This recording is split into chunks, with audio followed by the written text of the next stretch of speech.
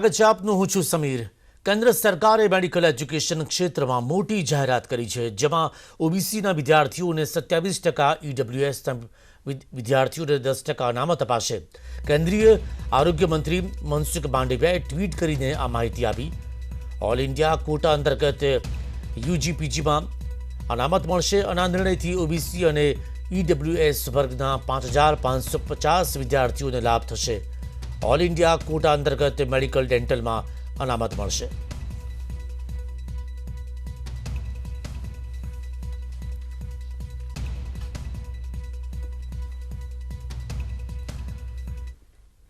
રાજ્યની રૂપાણી સરકારને 5 વર્ષ પૂરા થવા જઈ રહ્યા છે, જેને લઈને ભવ્ય ઉજવણીનું આયોજન કરવામાં આવ્યું છે. 1 ઓગસ્ટથી શરૂ થનારા ઉજવણીના આયોજન માટે સરકાર અને સંગઠનની બેઠક યોજાઈ. ભૂપેન્દ્રસિંહ ચુડાસમાની આગેવાનીમાં યોજાયેલી બેઠકમાં ભાજપ પ્રદેશ સંગઠન મંત્રી ભીખુ દલસાણિયા, આઈ.કે. જાડેજા સહિતના પ્રદેશ આગેવાનો હાજર રહ્યા. 5 વર્ષની ઉજવણી પર યોજાનાર સમારોહમાં જિલ્લા પ્રમાણે મંત્રીઓ હાજરી આપશે.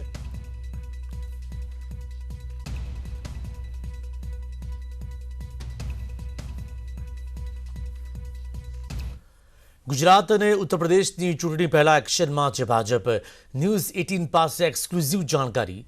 ભાજપ અધ્યક્ષ જેપી નડ્ડાએ કેન્દ્રીય મંત્રીઓને નિર્દેશ કર્યો છે કે 15 ઓગસ્ટ બાદ જનસંવાદના કાર્યક્રમ યોજવામાં આવે. કેન્દ્રીય મંત્રીઓને જન આશીર્વાદ યોજવા નિર્દેશ કરવામાં આવ્યો અને 300થી 400 કિલોમીટરની હશે જન આશીર્વાદ યાત્રા. 16 અને 17 ઓગસ્ટ અને 19મી 20 ઓગસ્ટે જન આશીર્વાદ યાત્રા યોજનાનો નિર્દેશ કરાયો છે અને 3 દિવસની જન આશીર્વાદ યાત્રા યોજવાના નિર્દેશ છે. એક મંત્રી યાત્રા દરમિયાન 3થી 4 લોકસભા વિસ્તારને આવરી લેશે. યાત્રા દરમિયાન 4થી 5 જિલ્લાને આવરી લેવાનું લક્ષ્ય છે અને યાત્રામાં ધાર્મિક સ્થળો, સાધુ સંતો સાથે મુલાકાતનું આયોજન, સામાજિક સાહિત્ય ક્ષેત્રના આગેવાનો સાથે પણ મુલાકાતનું આયોજન અને શહીદોના પરિવાર, રમત જગતની હસ્તીઓના ઘરે પણ જવામાં આવશે.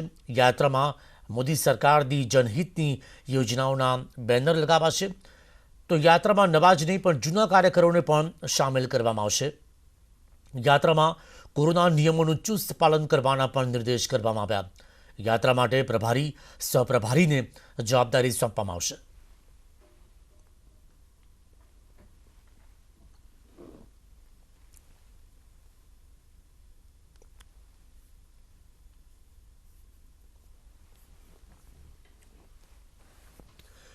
ગુજરાત એટીએસને મળી છે મોટી સફળતા. 175 કરોડના હેરોઇન ડ્રગ્સ કેસમાં મુખ્ય આરોપીને ગુજરાત એટીએસે ઝડપી પાડ્યો. આરોપીનું નામ છે શાહિદ કાસમ સુમરા, જેને એટીએસે દિલ્હી એરપોર્ટથી ધરપકડ કરી. શાહિદ સમરા દુબઈથી દિલ્હી આવી રહ્યો હતો, જેની બાતમીના આધારે એટીએસે દિલ્હી એરપોર્ટ પર જ તેને ઝડપી પાડ્યો હતો. અગાઉ મધદરિયેથી ગુજરાત એટીએસ અને કોસ્ટગાર્ડ ઓપરેશન કરી 5 સંદિગ્ધ પાકિસ્તાની નાગરિકોને ઝડપી પાડ્યા હતા. તેની કડીઓને જોડીને આખરે કુખ્યાત શાહિદ કાસમ સુમરા પકડાયો. કુખ્યાત શાહિદ સમરાની ધરપકડ બાદ કરોડોના ડ્રગ્સ રેકેટનો પર્દાફાશ થાય તેવી પણ શક્યતા છે.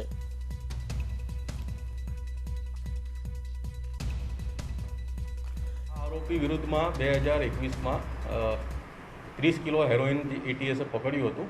તે ગુનામાં એ વોન્ટેડ હતો. એ પહેલાં 2018માં એટીએસમાં 5 કિલો હેરોઇનનો ગુનો રજીસ્ટર થયો હતો. તેમાં એ વોન્ટેડ હતો અને પંજાબમાં ટોટલ 500 કિલોના અલગ અલગ નાર્કોટિક્સના 2 કેસમાં એ વોન્ટેડ હતો. પહેલાં આ નાર્કોટિક્સની પ્રવૃત્તિમાં સંકળાયેલો હતો, પણ પછી નાર્કોટિક્સની પ્રવૃત્તિ પછી હાલ એ નાર્કો ટેરરની અને આ જે નાર્કોટિક્સનું જે ફંડ છે એ આતંકવાદી ઓર્ગેનાઇઝેશનને આપવાની પ્રવૃત્તિમાં સંડોવાયેલો છે. આતંકવાદી સંગઠનો સાથેના જે કનેક્શન છે એ બાબતમાં જે ફરિયાદ હોવાની પૂરેપૂરી પોલીસને શંકા અને માહિતી છે. ગીર સોમનાથના કુકરાશિયા ગામના યુવાનને દીપડાના બચ્ચા સાથે સેલ્ફી ક્લિક કરવી ભારે પડી ગઈ. ગામના પિયુષ પરમાર નામના યુવકે 2 વર્ષ અગાઉ વાડી વિસ્તારમાં દીપડાના બચ્ચા સાથે એક સેલ્ફી લીધી હતી, જે તાજેતરમાં જ સોશિયલ મીડિયામાં પ્રકાશમાં આવતા જ પ્રાણીને રંજાડવાના આરોપ હેઠળ વન વિભાગે 2 વર્ષ પહેલાંની સેલ્ફીને કારણે યુવકની ધરપકડ કરી. વેરાવળનું કુકરાશ ગામ ગીરકાંઠાના જંગલ વિસ્તારને અડીને આવેલું છે. અનેકવાર અહીં વન્ય પ્રાણીઓ માનવ વસાહત નજીક આવી જતા હોય છે, ત્યારે અમુક લોકો પ્રાણીઓ સાથે છેડછાડ પણ કરતા હોય છે, તેમને રંજાડતા હોય છે. તેવામાં તેઓ ભૂલી જતા હોય છે કે આ છેડછાડ તેમને ભારે પડી શકે છે.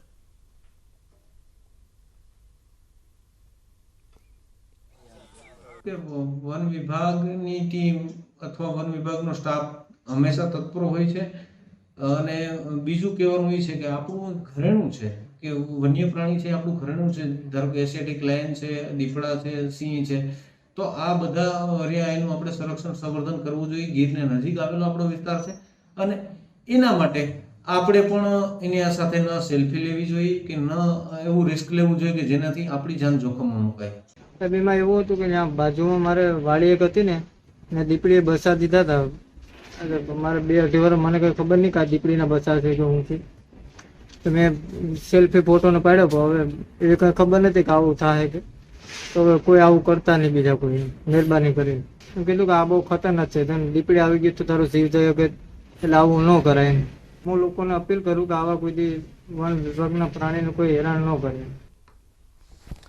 વલસાડમાં આરોપીનો પોલીસ સ્ટેશનમાં આપઘાત. નારગોલ મરીન પોલીસ સ્ટેશનમાં આપઘાત કર્યો. બાથરૂમમાં પેન્ટથી ફાંસો ખાઈ આપઘાત કર્યો. બાથરૂમ જવાને બહાને આરોપી ગયો હતો. લૂંટ ધાડના ગુનામાં આરોપીને પકડી પાડવામાં આવ્યો હતો. ઉચ્ચ પોલીસ અધિકારીઓ ઘટના સ્થળ પર.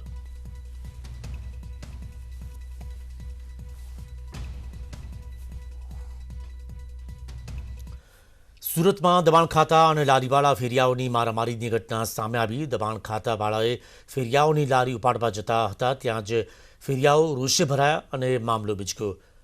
છાશવારે દબાણ ખાતાવાળા ફેરિયાઓની લારી લઈ જતા હતા, તેથી માલનું નુકસાન થતું હતું. ફેરિયામાં આ બાબતે પહેલાથી જ રોષ હતો અને આજે રોષ ફૂટી નીકળતા રસ્તા પર જ છૂટા હાથની મારામારી કરવામાં આવી.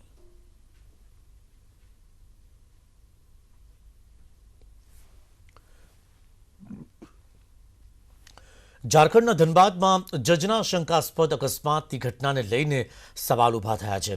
એક રિક્ષા ચાલકે જિલ્લા તેમજ સત્ર ન્યાયાધીશ ઉત્તમ આનંદની ટક્કર મારતા તેમનું મોત નીપજ્યું હતું. જોકે ઘટનાના સીસીટીવી સામે આવતા જ પરિવારે હત્યા થઈ હોવાનો આરોપ લગાવ્યો. સીસીટીવીમાં સ્પષ્ટ રીતે જોવા મળે છે કે સવારે જજ જ્યારે રસ્તા પર જઈ રહ્યા હતા, ત્યારે એક રિક્ષા ચાલકે ટક્કર મારી, ત્યાંથી તે ફરાર થઈ જાય છે. સમગ્ર ઘટનાના પડઘા સુપ્રીમ કોર્ટ સુધી પડ્યા, તો પોલીસે પણ હત્યાની આશંકાને લઈને તપાસનો ધમધમાટ શરૂ કર્યો.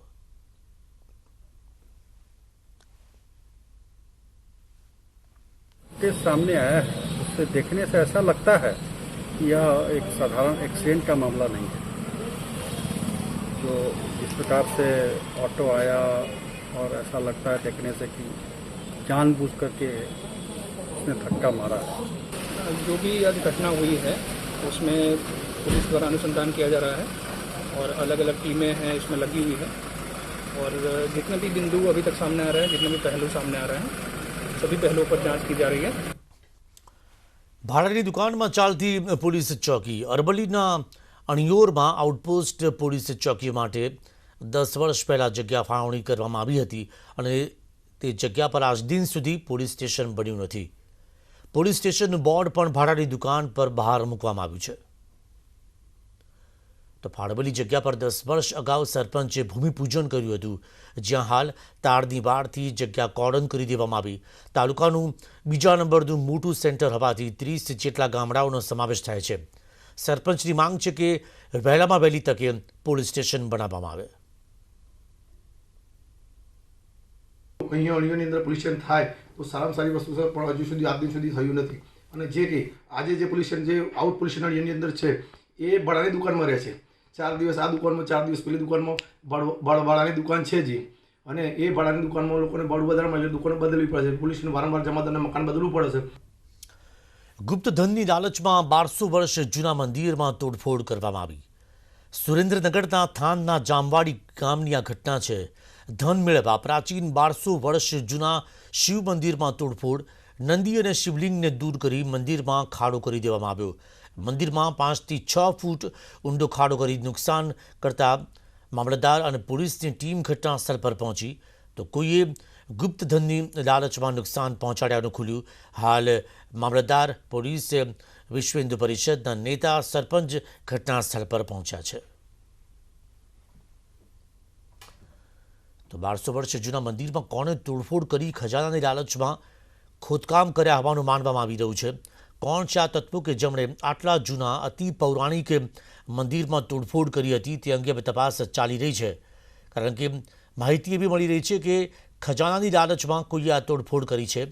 તો કોઈ ગેંગ એવી સક્રિય થઈ છે, કોઈ ગેંગના સભ્યો અહીં આગળ આવ્યા હતા અને એ ગેંગના સભ્યો કઈ જગ્યાના છે, ક્યાંના રહેવાસી છે, શું તેમનું કોઈ ગુનાહિત ભૂતકાળ છે કે કેમ તે અંગે હાલ તપાસ ચાલી રહી છે. પરંતુ મંદિરમાં 5 થી 6 ફૂટ જેટલો ઊંડો ખાડો કરી દેવામાં આવ્યો, શિવલિંગને ખોદી કાઢવામાં આવ્યું હતું અને કદાચ એ લાલચમાં કે કોઈ મોટો ખજાનો મળી જાય.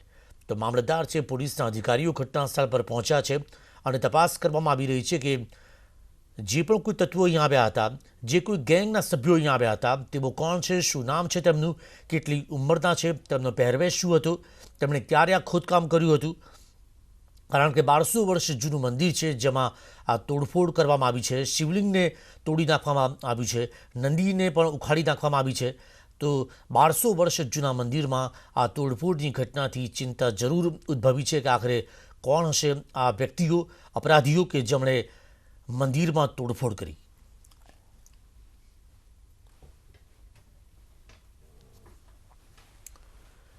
મોબાઈલ વપરાશકર્તાઓ સાવધાન રહેજો. મહેસાણાનો બનાવ તમામ માટે ચેતવણીરૂપ સમાન છે. ચાર્જિંગમાં રાખેલો મોબાઈલ પર વાત કરતા બ્લાસ્ટ થયો. મોબાઈલ ફાટતા યુવતીનું મોત થયું. બહુચરાજીના છીટાસણા ગામનો આ બનાવ છે. આ ઘટનામાં શ્રદ્ધા દેસાઈ નામની યુવતીનું મોત થયું. તો શ્રદ્ધાએ તેનો મોબાઈલ ચાર્જિંગમાં મૂક્યો હતો અને તે વખતે તે મોબાઈલ પર વાત કરતી હતી અને અચાનક જ એક વિસ્ફોટ થયો અને વિસ્ફોટ થતાની સાથે જ બહુચરાજીના છીટાસણા ગામની અંદર જે ઘટના મળી તેમાં આ યુવતીનું મોત થઈ ગયું છે. નામ છે શ્રદ્ધા દેસાઈ અને તે વખતે લેવાયેલા આ દ્રશ્યો છે જ્યારે એક જબરદસ્ત વિસ્ફોટ થયો હતો અને વિસ્ફોટ એટલો જબરદસ્ત કે શ્રદ્ધા દેસાઈ નામની યુવતીનું મોત થઈ ગયું.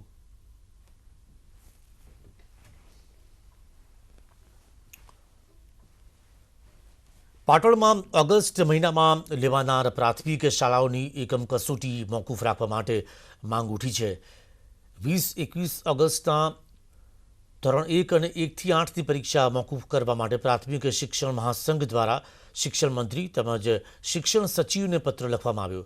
સંઘનું કહેવું છે કે તમામ વિષયના પૂરતા પાઠ્યપુસ્તકો નથી મળ્યા અને કોરોના મહામારીના કારણે બાળકોનું ભણતર પણ બગડ્યું છે. તો દરેક બાળકો વર્ચ્યુઅલ ક્લાસ તથા ડિજિટલ ક્લાસમાં ભાગ નથી લઈ શકતા. આવા વિવિધ મુદ્દાઓને લઈને પરીક્ષા મોકૂફ રાખવા માટે રજૂઆત કરવામાં આવી છે.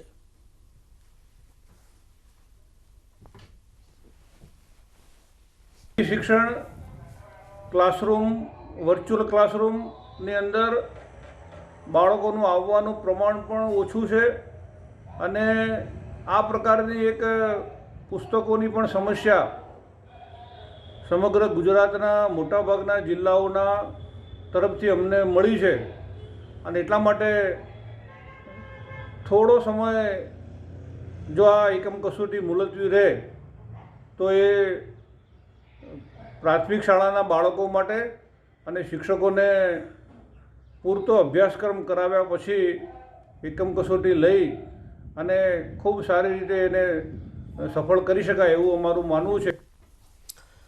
એનઆરઆઈ દંપતી રસીના સર્ટિફિકેટના કારણે અમદાવાદમાં અટવાઈ ગયું છે. કેનેડાથી રસી લઈ વતન તો આવી ગયા પરંતુ હવે પરત જવામાં તેમને મુશ્કેલી થઈ રહી છે. કેનેડા ગવર્મેન્ટ તરફથી આપવામાં આવેલી ફાઇઝરની વેક્સિનનું સર્ટિફિકેટ તો દંપતી પાસે છે પરંતુ તેમાં QR કોડ ન હોવાના કારણે દંપતી માટે મુસાફરી કરવી મુશ્કેલ બની ગઈ. તેઓ કેનેડા નથી જઈ શક્યા. હાલ કોરોનાને કારણે કેનેડાની સીધી ફ્લાઇટ ન હોવાથી કનેક્ટિંગ ફ્લાઇટ લઈને જુદા જુદા દેશમાં થઈને જવું પડે તેમ છે. હવે વેક્સિનેશન સર્ટિફિકેટમાં QR કોડ ન હોવાના કારણે અમુક દેશો આ સર્ટિફિકેટને માન્ય નથી ગણતા, જેને લઈને આ દંપતી હાલ મુસીબતમાં મુકાઈ ગયું. સમગ્ર મામલે કેનેડા એમ્બેસીનો પણ સંપર્ક કરવામાં આવ્યો પરંતુ એમ્બેસીએ પણ આ અંગે હાથ ખંખરી નાખ્યા. ખૂબ જ અસમંજસ ભરી સ્થિતિમાં ફસાયા બાદ હાલ દંપતીએ મોંઘા ભાવે ચાર્ટર પ્લેનમાં પોતાનું બુકિંગ કરાવ્યું, જેમાં તેઓએ સર્બિયા દેશમાં 7 દિવસના ક્વોરન્ટાઇન પિરિયડમાંથી પણ પસાર થવું પડશે. કેનેડાથી અમદાવાદ આવેલું દંપતી હવે કેનેડા તેઓને પરત જવું છે, પરંતુ ક્યાંક ને ક્યાંક મુશ્કેલી સર્જાઈ છે QR કોડને લઈને. કારણ કે કેનેડામાં તેઓએ 2 ડોઝ વેક્સિનેશનના લઈ લીધા છે, પરંતુ તેઓના જે સર્ટિફિકેટમાં જે છે કે QR કોડ નહીં હોવાના કારણે હવે તેઓ હાલ પરત જવામાં તેઓને મુશ્કેલી સર્જાઈ રહી છે. બિમલભાઈ અને તેમના પત્ની બંને આપણી સાથે છે. બિમલભાઈ, શું કહેશો, શું તકલીફ સર્જાઈ રહી છે જ્યારે વેક્સિનેશનના 2 ડોઝ લઈ લીધા છે છતાં? હું ઓલમોસ્ટ 3.5 વર્ષથી કેનેડામાં છું એઝ અ પરમેનન્ટ રેસિડેન્ટ. મેં આ કોરોના આવ્યો એના પછી લગભગ ઓલમોસ્ટ 6 મહિના થયા અને મેં મારા બંને ડોઝ લઈ લીધા છે. અને આ એક સર્ટિફિકેટ છે જે મેં ત્યાંની ઓન્ટેરિયો ગવર્મેન્ટે આપ્યું છે. હું ટોરન્ટોમાં રહું છું, એટલે મારું વેક્સિનેશન ઓન્ટેરિયોમાં થાય અને એ લોકો મને આ સર્ટિફિકેટ આપે. હવે જ્યારે હું ઇન્ડિયા આવ્યો અને મારે હવે પાછા જવું છે, તો પ્રશ્ન એ આવી રહ્યો છે કે અમુક દેશો કે જ્યાંથી હું ઇઝીલી જઈ શકું છું ત્યાં ફુલ્લી વેક્સિનેટેડ પર્સનને જ અલાઉ કર્યું છે. હવે ફુલ્લી વેક્સિનેટેડ પર્સન છે કે નથી એનું વેરિફિકેશન આ સર્ટિફિકેટ ઉપરથી થાય. હવે આ સર્ટિફિકેટનું કેનેડિયન વેક્સિનેશન લીધેલા પ્રોવિન્સનું સર્ટિફિકેટ છે જેનું વેલિડેશન નથી કરી શકતા, કેમ કે આમાં QR કોડ જ નથી. દંપતીએ જે છે કેનેડિયન ગવર્મેન્ટનો પણ સંપર્ક કરવાનો પ્રયાસ કર્યો, પરંતુ ત્યાંથી પણ તેઓને કોઈ યોગ્ય પ્રતિસાદ મળ્યો નથી. શું કહેશો, શું રજૂઆત આપણે કરી હતી ઈમેલ મારફતે?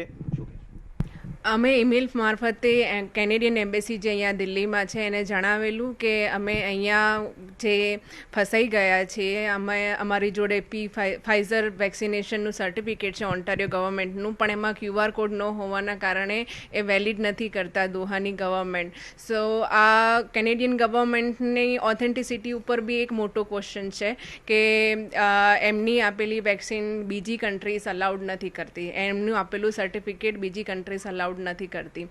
જે છે વેક્સિનેશન સર્ટિફિકેટમાં QR કોડની મુશ્કેલીના કારણે આખરે હાલ આ દંપતી જે છે તે અમદાવાદમાં અટવાયું છે અને જે પ્રયાસ કરી રહ્યા છે તેમાં પણ તેઓ સફળ થશે કે કેમ તે પણ એક સૌથી મોટો સવાલ છે.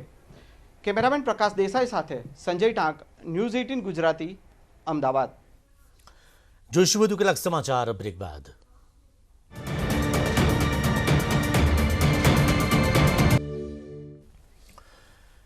Welcome back. રાજકોટમાં એમ્સ મેઇન હોસ્પિટલના બિલ્ડિંગ પ્લાનને મંજૂરી આપવામાં આવી છે. પ્રથમ તબક્કામાં 25 બિલ્ડિંગનું આયોજન હતું, જેમાં તબક્કાવાર ઇમારતોને મંજૂરી અપાયા બાદ આજે આખરી અને મેઇન બિલ્ડિંગ એટલે કે હોસ્પિટલના બિલ્ડિંગ પ્લાનને મંજૂરી આપવામાં આવી છે. બેઝમેન્ટ સાથે હોસ્પિટલના 5 ફ્લોર હશે. પ્લાન મુજબ બેઝમેન્ટમાં રેડિયોથેરાપીથી સુવિધા હશે, જ્યારે કે ગ્રાઉન્ડ ફ્લોરમાં doctors room, laboratory, consultant room, pharmacy સ્ટોરની સુવિધા હશે, જ્યારે પ્રથમ માળે ICU, વિવિધ wards, consultant room, NICU, HDU, observation room, operation થિયેટરની સુવિધા હશે. તો બીજા માળે લેક્ચર રૂમ, વિવિધ wards, operation theatre, observation room, staff lounge હશે, જ્યારે કે ત્રીજા, ચોથા અને પાંચમા માળે વિવિધ વોર્ડ્સ, ડોક્ટર્સ રૂમની સુવિધા હશે.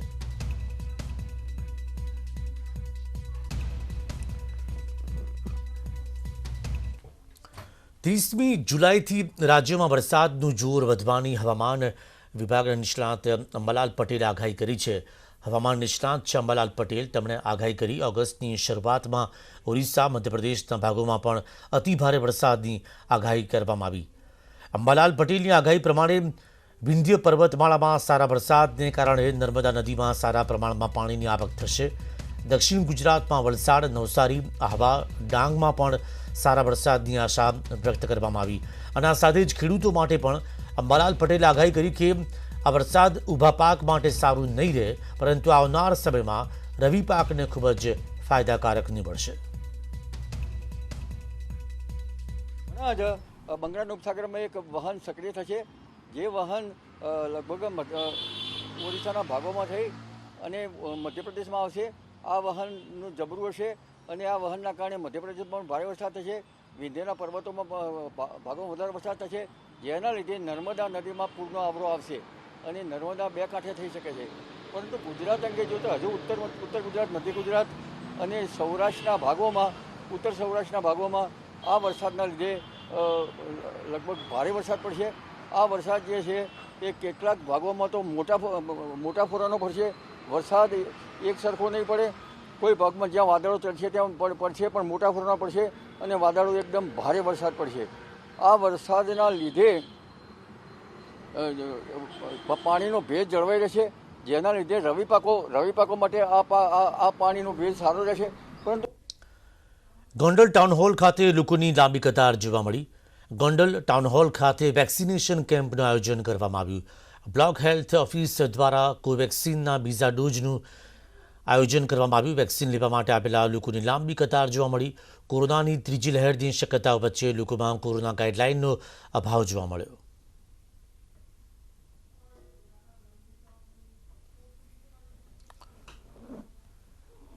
તો રાજકોટમાં અત્યારથી જ કોરોનાની સંભવિત ત્રીજી લહેરની તૈયારીઓ શરૂ કરી દેવામાં આવી છે. રામનાથપરા સ્મશાન ગૃહમાં જરૂરી તમામ સગવડો ઊભી કરવામાં આવી.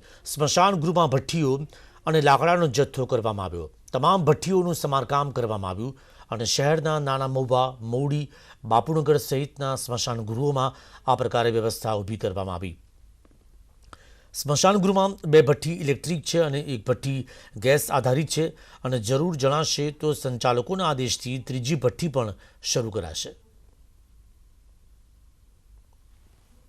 પહેલેથી લઈને છેલ્લે સુધી કરવામાં આવ્યું છે અને નવી ભઠ્ઠી પણ બનાવવામાં આવી છે અને લાકડામાં પણ આપણે પૂરતો સ્ટોક રાખેલ છે તેમાં, અને માણસોનો પણ સ્ટાફ અમારે અત્યારના અહીંયા હાજરમાં છે. અમારે અહીંયા 2 ઇલેક્ટ્રિક ભઠ્ઠી અને ગેસ આધારિત ભઠ્ઠી છે અને જરૂરત પડે તો પાછળ જે ભઠ્ઠી છે તે પણ આપણે કોર્પોરેશન દ્વારા આપણે ચાલુ કરવામાં આવશે. અમદાવાદમાં મચ્છરજન્ય રોગચાળો વકરતા એએમસીનું આરોગ્ય વિભાગ હરકતમાં આવી ગયું.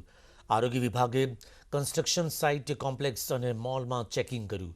આરોગ્ય વિભાગે શહેરમાં 368 સ્થળો પર ચેકિંગ કરતા અનેક જગ્યાએ મચ્છરના બ્રીડિંગ મળી આવ્યા. 282 એકમોને નોટિસ આપવામાં આવી.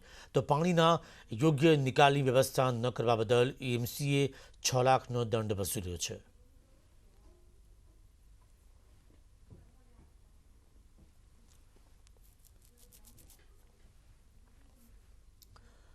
જૂનાગઢના સક્કરબાગ ઝૂમાંથી 40 સિંહને દેશના અન્ય ઝૂને આપવામાં આવશે. ખાસ કરીને નર્મદાના કેવડિયા સફારી પાર્કના વિકાસ કરવા જૂનાગઢમાંથી સિંહ આપવામાં આવશે. કેવડિયા પાર્કમાં સિંહને આપ્યાની સામે અન્ય ઝૂમાંથી સક્કરબાગ ઝૂને અન્ય ઝૂમાંથી પશુ પક્ષીઓ મળશે. રાજ્ય સરકારની સૂચના બાદ આવતા દિવસોમાં આ આદાન પ્રદાન કરવામાં આવશે.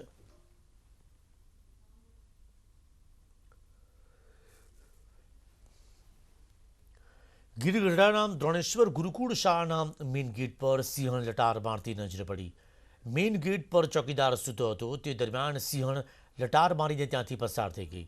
સિંહણે પહેલાં ચોકીદારની કેબિનમાં જવાનો પણ પ્રયત્ન કર્યો. ચોકીદાર જાગે તે પહેલાં સિંહણ ત્યાંથી લટાર મારીને નીકળી ગઈ, જે સમગ્ર દ્રશ્યો સીસીટીવીમાં કેદ થયા.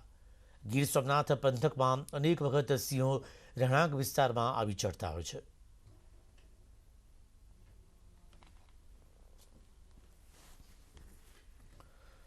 મહારાષ્ટ્રમાં આવેલી કૃષ્ણા નદીમાં ભારે પાણીના પ્રવાહને કારણે આજે શ્રી શૈલમ ડેમના 10 દરવાજા ખોલવામાં આવ્યા.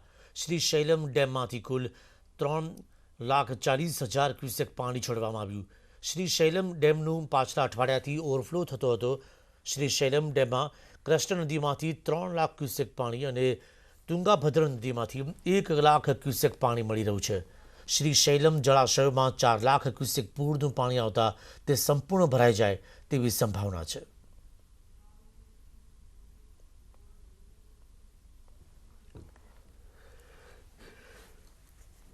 આજે ઓખાબેટ દ્વારકા વચ્ચે ચાલતી ફેરીબોટ બંધ કરવામાં આવી. ભારે પવન ફૂંકાતો હોવાથી ઓખાબેટ દ્વારકા વચ્ચે ચાલતી ફેરીબોટ સર્વિસ આજે બપોર બાદ બંધ કરવામાં આવી. ખરાબ હવામાનને કારણે યાત્રિકોની સુરક્ષાને ધ્યાનમાં રાખી ફેરી જીએમબી દ્વારા ફેરીબોટ સર્વિસ બંધ કરવામાં આવી. દરિયામાં કરંટની સાથે ભારે પવન ફૂંકાતો હોવાથી ફેરીબોટ સર્વિસ બંધ કરવામાં આવી. ઓખાથી બેટ દ્વારકા દર્શન માટે બોટ મારફતે જતા યાત્રિકોની આજે અવરજવર બંધ રહેશે.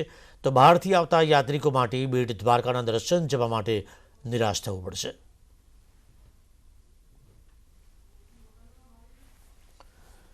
ગિરનાર પર્વત પર અતિ ભારે પવનને કારણે રોપવે બીજા દિવસે પણ બંધ રહી.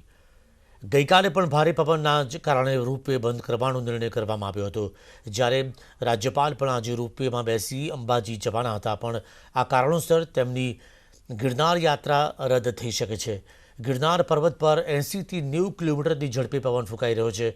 તો દ્રશ્યોમાં જોઈ શકાય છે કે ગિરનાર પર્વતના રમણીય દ્રશ્યો સામે આવ્યા, જાણે ગિરનાર 16 કળાએ ખીલી ઉઠ્યો હોય તેવા દ્રશ્યો.